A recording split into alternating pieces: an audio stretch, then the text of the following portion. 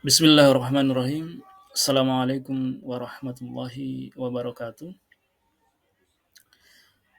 Pada kesempatan ini saya akan presentasi tentang materi filsafat ilmu ya untuk ujian akhir semester. Jadi saya mengambil tema yang uh, sedikit ekstrim lah atau mungkin bombastis ya, yakni keruntuhan empirisisme, runtuhnya rezim melihat adalah percaya atau seeing is believing di era deepfake AI. Nama saya Sugianto, mahasiswa S1 Hukum Universitas Cyber Muhammadiyah. Baik, kita mulai pada bagian pertama. Uh, Selama ratusan tahun, ilmu pengetahuan itu berdiri pada satu fondasi ya, fondasi dasar yakni pengalaman indrawi. Orang percaya atau kita percaya sesuatu itu benar jika kita melihatnya dengan mata kepala sendiri gitu. Atau mungkin ada rekaman bukti audiovisual yang menunjang kebenaran tersebut. Uh, tapi tampaknya di abad digital ini keyakinan tentang itu ketika teknologi mutakhir, teknologi deepfake AI ini sangat luar biasa sekali pesat kemajuannya, itu bisa saja kita kemudian merevisi pandangan-pandangan soal kebenaran itu, bahwa kebenaran diperoleh dari pengalaman indrawi. Maka saya berangkat pada satu pemahaman yang sederhana bahwa cara manusia atau cara kita mendapatkan kebenaran melalui penglihatan sudah berakhir. Mari kita bongkar kenapa ini terjadi. Let's go.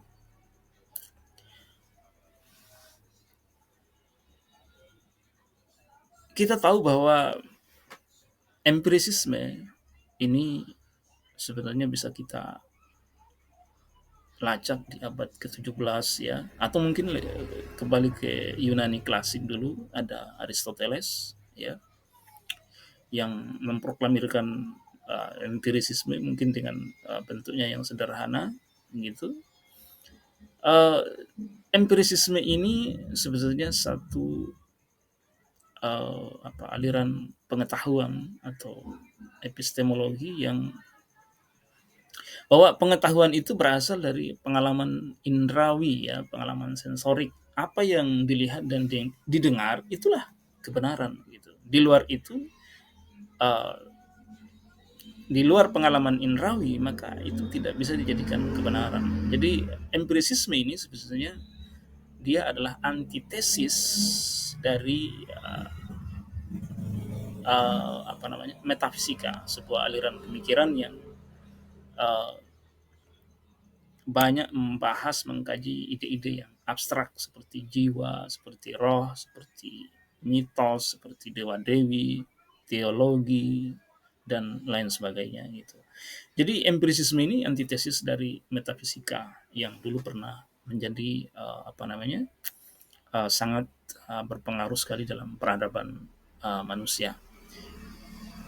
Kemudian kita kembali ke empirisisme tadi, bahwa sesuatu yang dianggap fakta ilmiah atau bisa itu ketika ia bisa diobservasi itu atau dilihat, itulah kenapa misalkan mungkin contoh kalau di dalam pengadilan atau penelitian sains, rekaman dan video itu sebenarnya dianggap sebagai kebenaran yang absolut ya. Kita percaya bahwa kamera itu hanya menangkap cahaya dari benda yang benar-benar ada di depan lensa.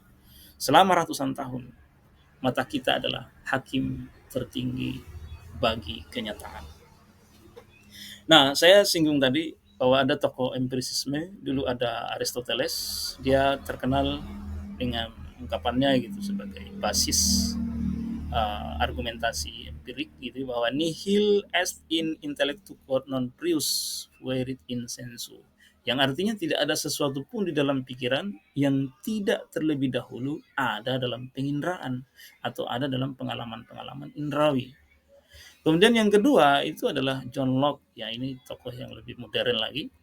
John Locke itu memperkenalkan istilah tabula rasa, bahwa manusia itu diibaratkan tabula rasa, papan tulis kosong gitu.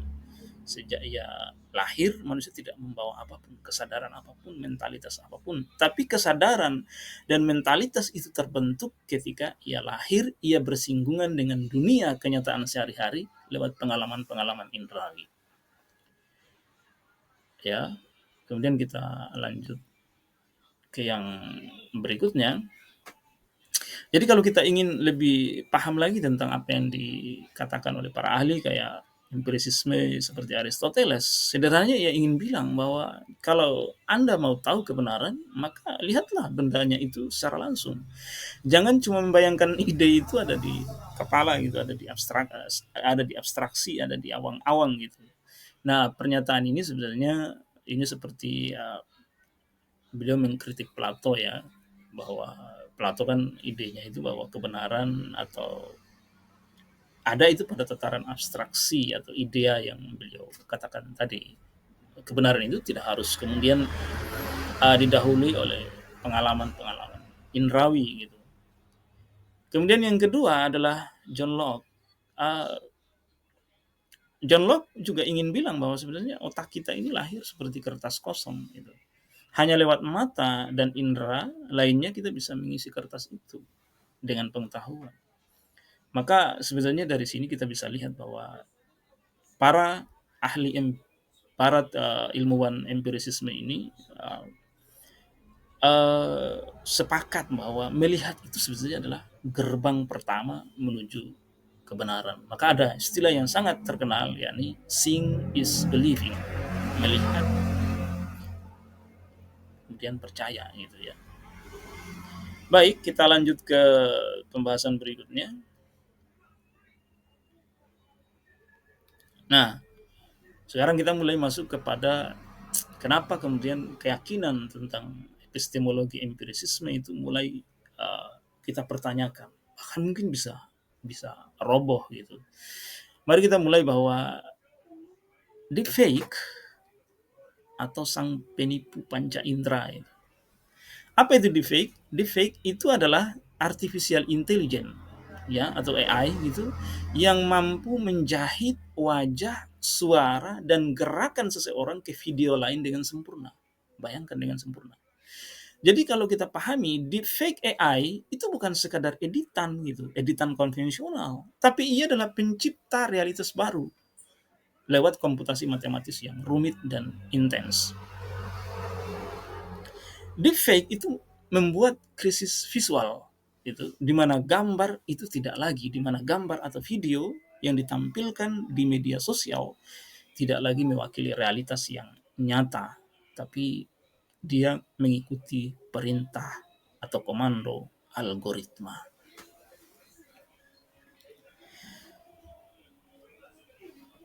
Kemudian kita lanjut ke berikutnya. Jadi realitas deepfake ini dia menciptakan ilusi digital gitu. Mungkin bagi yang pecinta film ya, dulu ada film The Matrix gitu ya, saya menjadi salah satu film yang saya sukai itu tahun 93, kalau saya tidak salah produksi pertama itu The Matrix. Itu bagaimana ada dialog antara Noe ya, Neo dan uh, Morpheus waktu itu, bahwa ketika Neo yang terperanjat melihat semacam ada realitas simulakra atau tiruan yang di adegan film itu ya, di adegan ada realitas yang dikendalikan oleh mesin besar gitu. Dia bertanya, is it real? Gitu, kepada Morpheus. Apakah itu nyata? Gitu. Kemudian Morpheus menjawab bahwa apa itu yang nyata gitu. ya. Bagaimana kau mendefinisikan yang nyata gitu? Itu kemudian Morpheus menjawab tentang itu. Jika kau berbicara tentang apa yang bisa kau rasakan, apa yang bisa kau cium, apa yang bisa kau cicipi dan lihat, maka nyata itu sebenarnya hanyalah sinyal listrik yang ditafsirkan oleh otakmu. Itu kata Morpheus kepada uh, Neo. Ya.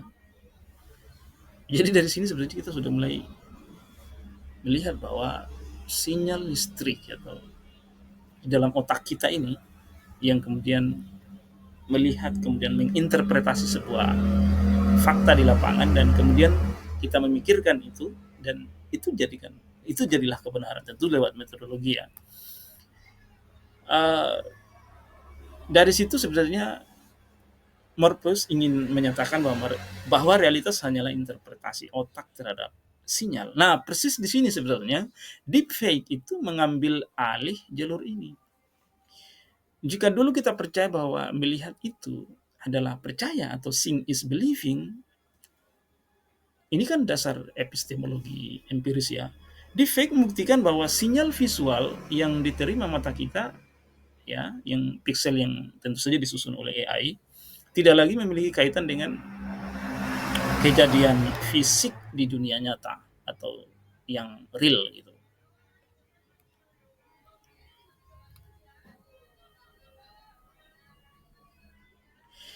Maka apa yang terjadi berikutnya adalah AI itu atau deepfake AI itu dia menciptakan manipulasi tanpa jejak gitu.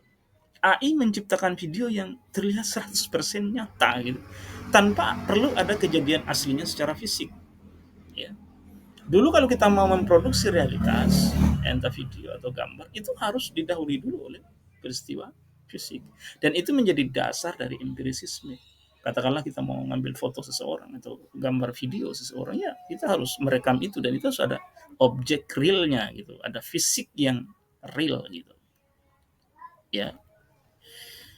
Tapi deepfake AI tidak butuh itu gitu. Dia hanya lewat komputasi matematis di dalam sirkuit internet yang rumit, dia bisa menciptakan realitas tanpa realitas fisikal gitu. Maka yang kita lihat di tampilan visual kita hari ini, di gadget kita, di media sosial kita, itu kebanyakan sudah ilusi visual. Piksel di layar bukan lagi pantulan cahaya dari benda yang sesungguhnya, tapi melainkan hasil tebakan algoritma yang sangat cerdas. Ini di fake AI. Jadi kalau dulu atau foto atau video, bayangkan saja disebut bukti karena ia adalah rekaman fisik, ada orangnya, ada kameranya, ada cahayanya. Tapi sekarang di fake AI itu memutus hubungan itu semua. AI bisa menciptakan video dengan sangat mulus tanpa perlu adanya orangnya secara fisik di depan kamera. Artinya apa? Apa yang kita lihat di layar HP sekarang bukan jendela menuju dunia nyata gitu. Melainkan yang kita nonton itu hanyalah ilusi digital. Pixel-pixel itu bukan lagi fakta gitu. Tapi sekadar data agar itu tampak seperti fakta saja gitu. Disinilah letaknya sebenarnya.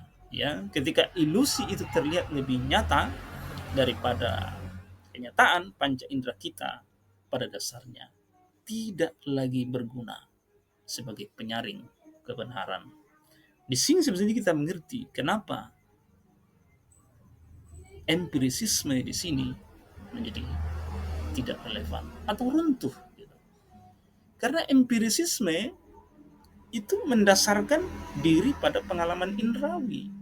Sementara era hari ini, di fake AI hari ini tidak lagi seperti itu. Dia bisa menciptakan realitas tanpa dia harus melihat realitas asli atau berjangkar pada realitas asli yang fisikal yang sesungguhnya.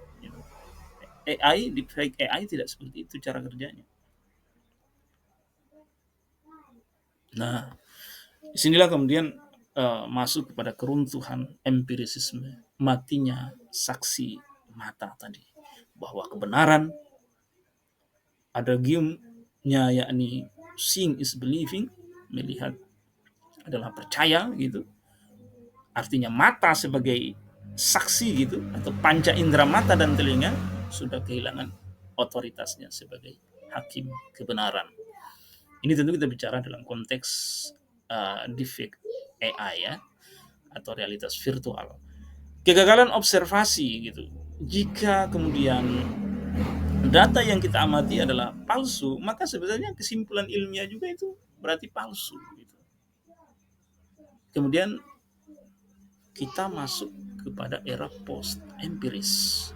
Kita tidak bisa lagi mengklaim atau berkata bahwa oh ya saya tahu ini benar karena saya melihatnya, tapi sekarang tidak bisa lagi itu cukup menjadi argumentasi yang valid untuk mengokohkan kebenaran yang kita klaim. Karena sekarang kita masuk kepada realitas virtual yang banyak menggunakan deepfake AI. Entah di politik, entah di ekonomi, entah di sosial dan kebudayaan. Dan yang terjadi adalah krisis kepercayaan atau keruntuhan fondasi ilmu pengetahuan yang selama ini hanya mengandalkan bukti fisik. Kemudian kita tahu bahwa di dalam filsafat kebenaran itu ada teori yang namanya korespondensi theory of truth gitu ya. Artinya ada kesesuaian bahwa itu disebut benar ketika ada kesesuaian realitas dengan dunia yang nyata, dunia yang asli. Itu ada kesesuaian gitu. Makanya disebut dengan kebenaran. Tapi deepfake itu justru tidak harus seperti itu. Deepfake itu justru menciptakan simulakra, sebuah salinan atau tiruan itu dari sesuatu yang sebenarnya tidak ada, tidak pernah ada, tidak ada jangkarnya di dunia fisik ini, tidak ada jangkarnya di dunia yang real kita hari ini. Jadi ketika AI misalkan menciptakan video seorang tokoh politik mengatakan sesuatu yang tidak pernah ia ucapkan, AI sedang tidak berbohong. Dalam pengertian tradisional ya, melainkan sedang menciptakan realitas baru yang bersifat mandiri. Dampaknya adalah kematian epistemologi, kematian keruntuhan empirisisme terjadi karena memang standar kebenaran bukan lagi pada kesesuaian dengan fakta, melainkan seberapa meyakinkan piksel tersebut di hadapan mata kita. Jadi selama ribuan tahun para ilmuwan punya aturan bahwa bukti visual adalah bukti terkuat, tapi dengan adanya deepfake AI, aturan itu patah. Gitu ya.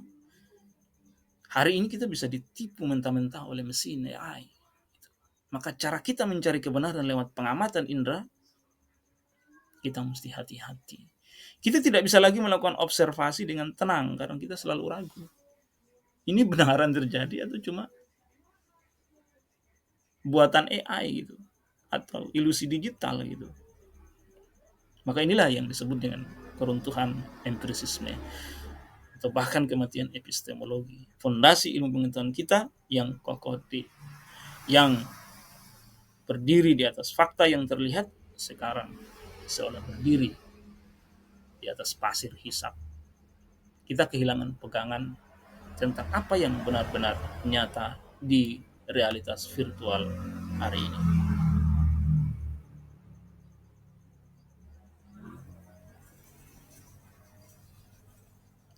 Baik, kemudian kita masuk ke poin berikutnya bahwa mengapa ini berbahaya.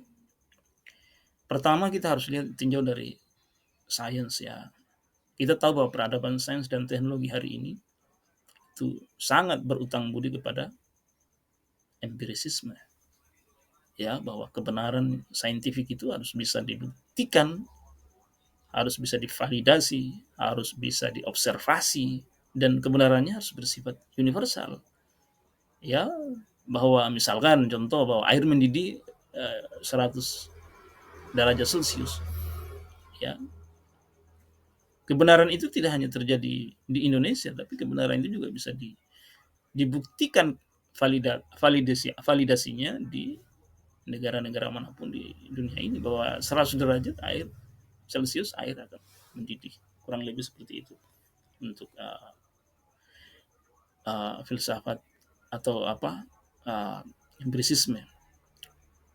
Nah, yang berbahaya hari ini adalah bayangkan kalau kemudian data palsu itu menghasilkan teori palsu. Itu bisa saja orang melakukan untuk kejahatan tertentu, mungkin motif uang atau segala macam, motif ekonomi. Dia bisa melakukan eksperimen di laboratorium bahwa dia sudah menemukan anti obat ini atau apapun. Bisa saja terjadi seperti itu gitu. Tapi sebenarnya yang sedang melakukan itu adalah AI, ya. Jadi risikonya sangat besar bagi dunia sains. Kemudian bagi hukum, bayangkan bahwa kalau pelaku atau korban itu di persidangan itu bersaksi bahwa video itu bukan saya, itu AI. Itu betapa pusingnya hakim kalau nggak ngerti tentang ini. Ya, ini bisa saja terjadi. Gitu. Kita tidak bisa nafikan itu bahwa AI ini sangat pesat sekali perkembangannya, kemajuannya itu sangat pesat sekali. Kemudian bagi masyarakat, maka kita jadi kehilangan rasa percaya gitu. Kita krisis, ya, kita curiga pada segala hal, apakah ini benar atau palsu gitu. Dan itu pasti terjadi. Yang efek akhirnya adalah chaos informasi. Kita tidak bisa lagi membedakan mana yang asli dan mana yang fake, ya. Mana yang nyata dan mana yang palsu. Ini era deepfake AI. Kita mungkin ini sedikit berlebihan ya, tapi sebenarnya kalau kita nonton podcast-podcast ya tentang AI gitu, misalkan kita kadang ragu gitu bahwa apakah di masa depan, satu dekade ke depan, dua dekade ke depan, tiga dekade ke depan, apakah manusia itu benar-benar akan sepenuhnya tergantikan oleh AI? Ini jadi pertanyaan yang,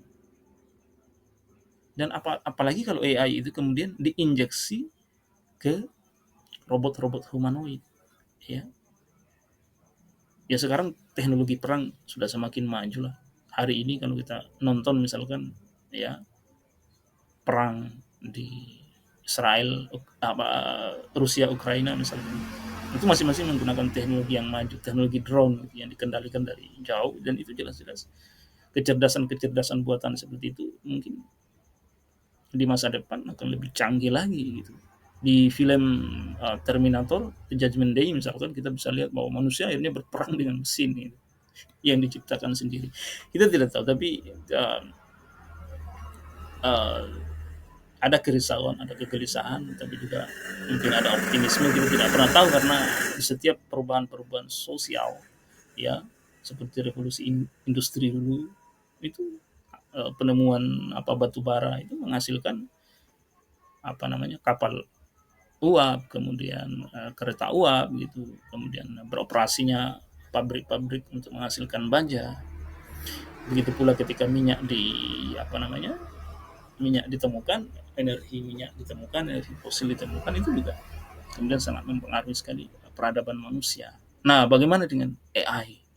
Ya, ketika dia semakin canggih gitu ya. Di China, kalau kita menonton podcast orang mana ya, orang Turki ya, atau orang, ya kalau saya tidak salah ya, siapa namanya. Tapi dia pernah meliput tentang robot-robot humanoid yang sekarang diproduksi massal di China. Kecerdasan AI itu kemudian diinjeksi pada robot gitu. Maka mereka, orang-orang China ketika diwawancarai pada saat itu, mereka mengatakan bahwa mereka sedang menciptakan robot humanoid yang nanti akan membantu di apa namanya, di dunia kesehatan. Jadi kita bisa bayangkan besok kita diobati oleh robot gitu, robot humanoid gitu ya, oleh AI. Bisa saja itu terjadi. Ya, kemudian terakhir rekomendasi bahwa kita mesti serba banyak hati-hati di dunia digital hari ini, di dunia yang serba virtual hari ini. Jangan-jangan memang seluruh apa yang kita saksikan hari ini hanyalah ilusi digital, bahwa ini hanyalah proyek komputasi dari mesin besar AI atau deepfake AI gitu, untuk meyakinkan kepada kita bahwa realitas-realitas yang kita lihat itu adalah kebenaran. Jadi apa yang perlu sebenarnya kita lakukan? Kita harus seperti detektif gitu ya. Kita harus melihat video itu yang viral itu jangan langsung percaya, kita harus ngecek, kita harus melihatnya itu sebagai alat pendeteksi AI jika perlu gitu ya. Kemudian intinya kita harus berubah gitu. Hari ini kita tidak bisa saja percaya pada slogan seeing is believing atau melihat adalah percaya, tapi harus jauh lebih maju lagi, advance lagi, bahwa berpikir sebelum percaya atau thinking before believing. Kita butuh standar kebenaran baru yang tidak hanya mengandalkan mata, tapi juga logika dan skeptisisme atau kecurigaan yang sehat dan tepat. Oke, terima kasih. Uh, Cukup penyampaian yang tugas ini ya. Sebenarnya tertarik banyak hal ya tentang AI, deepfake AI, bagaimana pengaruhnya. Tapi karena waktu, terima kasih banyak. Semoga kita selalu sehat. Assalamualaikum warahmatullahi wabarakatuh.